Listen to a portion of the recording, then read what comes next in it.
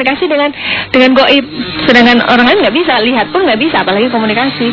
Jadi orang lihat ngomong sendiri, ketawa sendiri, ini gila kali ya gitu. Padahal dia sebenarnya sedang menangkap sinyal-sinyal atau petunjuk yang diberikan Tuhan. Yang mungkin sebenarnya petunjuk itu untuk orang-orang sekelilingnya juga, tetapi kan orang sekeliling nggak bisa menangkap kan, hanya anak indigo yang bisa. Akan ada bencana, akan kena di beberapa titik di Indonesia itu akan kena.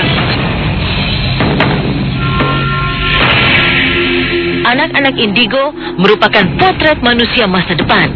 Boleh percaya, boleh tidak, yang pasti fenomena itu memang sudah tampak. Anak-anak dengan bakat seperti Naomi mulai banyak ditemukan. Maka, siapkah manusia menghadapi hari-hari yang diprediksi bakal jadi hari penghabisan?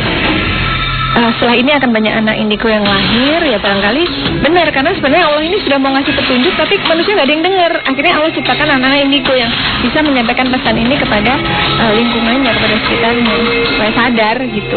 Bakalan banyak juga ya orang-orang seperti aku, karena mungkin kalau aku sendiri itu untuk nolong ya, kalau aku sendiri itu untuk nolong, untuk prediksiin, untuk apa, mungkin bakalan lebih banyak lagi sih. Tapi yang aku lihat bukan hanya orang-orang itu, bukan hanya untuk kebaikan aja, tapi banyak juga untuk yang lain. Ini itu kan sebagi ada beberapa gitu.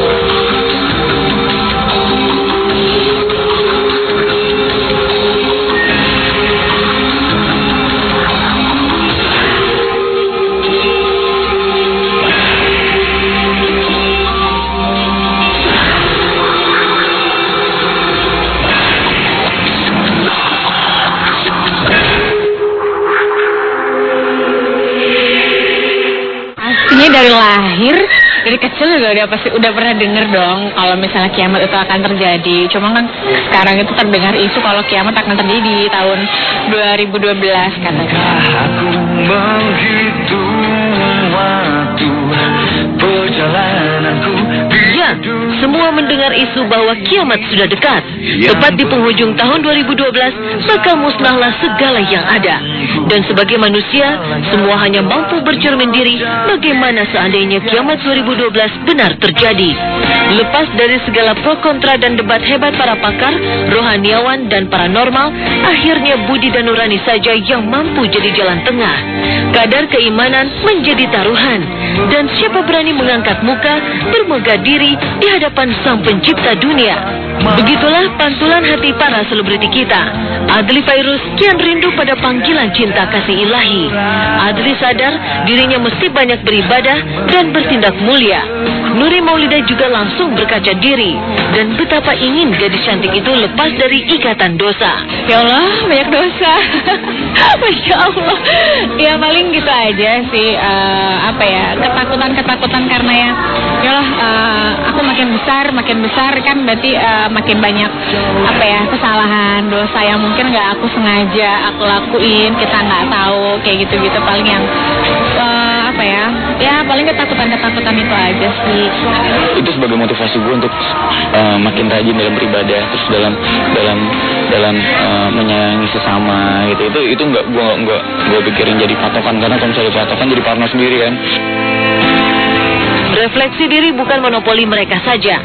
Pesinetron Teguh Wisnu sudah membayangkan panasnya api neraka dan indahnya Taman Firdaus. Dengan bekal kesadaran semacam itu, Wisnu ingin mengarahkan diri pada keindahan surgawi. Namun tentu saja, Wisnu mesti membayar surga yang diinginkannya. Beramal soleh, itulah harga yang mesti diupayakan oleh sang pesinetron. Lain lagi dengan Saskia Adia Meka. Gadis berkerudung itu selalu dihantui bayang-bayang kematian. Dengan demikian, kesadaran akan berharganya hidup kian tumbuh di jiwa. Akhirnya, ada satu kunci saja menghadapi kiamat yang mematikan, yakni siapkan diri. Ya dengan itu aku selalu ngambil positifnya aja, dengan ada orang gembar-gembor kiamat 2012 itu kan lebih mengingatkan diri kita akan kematian terus-terusan gitu kan. Dan Allah bilang orang yang paling kaya adalah orang yang selalu ingat kematian. Neraka ada, surga ada gitu. Ada efeknya gitu. Kalau misalnya orang atau ada neraka surga, orang kan bakal berbuat jahat aja, gua masuk neraka, tapi kita rasain aja efeknya. Hal senada juga diungkapkan oleh Jupiter Fortissimo dan Giring. Dua pria tampan itu begitu yakin kiamat kapanpun datangnya tak perlu ditakuti, melainkan mesti diterima sebagai bagian dari hukum Sang Pencipta. Dan lagi-lagi mereka kembali ke akidah atau dasar terdalam kehidupan, yakni mengamalkan kebaikan dan banyak haturkan tobat di hadapan Sang Pemilik kehidupan. Sebenarnya sih nggak usah ada emeng-emeng 2012, kita harus menjadi lebih baik, itu aja sih. Coba semua pemirsa kasih-kusuk yang percaya 2012 sih, itu serah sih. Nah, tapi yang pasti untuk semua pendengar atau pemirsa ya jangan sampai takut gitu. Justru bagus kalau bilang 2012 andaikan itu benar, berarti kita punya waktu 3 tahun untuk berbekal. Kalaupun nggak benar, misalnya 2013, 2014, berarti kita masih punya 5 tahun gitu. Nah, parahnya kalau misalnya 2012 dikatakan tapi tetap besok. Nah, itu kesempatan untuk kita semua nih, kasih-kusuk, tobatlah setobat-tobatnya. Aktor kondang Deddy Mizwar dengan pemikiran matangnya menyatakan bahwa kematian bisa datang kapan saja. Hingga bagi pria yang banyak makan asam garam kehidupan itu, kematian atau kiamat pun sebaiknya dihadapi dengan wajar saja. Tinggal bagaimana manusia berjalan menyusuri lorong kehidupannya. Sementara Chelsea Olivia tak ingin berulah. Di usia mudanya, Chelsea mulai belajar berserah diri dengan tetap berbuat baik kepada sesama makhluk ciptaan. Kita berserah diri aja, jangan ngelakuin dosa kalau bisa. Terus apa lagi ya? Ya berbuat baiklah kalau bisa. Bahwa setiap saat kematian akan datang. Kiamat pasti, kematian pasti akan datang. Dan jadi bersikap wajar sebagai manusia dan hamba Allah. Selesai. Tak ada yang abadi dalam dunia. Hidup memang fana. Oleh sebab itu, Ustadz Yusuf Mansur ikhlas jika dunia ini luluh lantak tanpa bekas, asal saja hal itu merupakan kehendak Sang Halik. Tak perlu lagi ada yang dipertahankan, karena memang hidup diperoleh dengan percuma. Yang jelas, Ustadz Yusuf Mansur menekankan bahwa ada hikmah di balik kiamat prediksi para cendekiawan. Begitu pula Mulan Jamila. Sifatnya lebih mendekatkan diri sama Tuhan, sama Allah, punya berbekalan diri, ya berhubungan dengan ibadah kepada Allah, ya misalnya berhubungan baik dengan sama manusia yang baik, udah itu aja. Ya Allah punya kehendak lah, kalau mau dibenemin nih bumi di tanggal segitu ya bisa.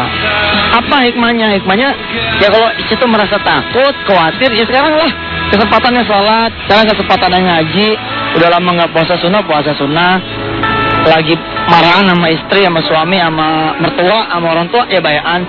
Daripada keburu digulung, kita lagi pada berdosa, ya kan?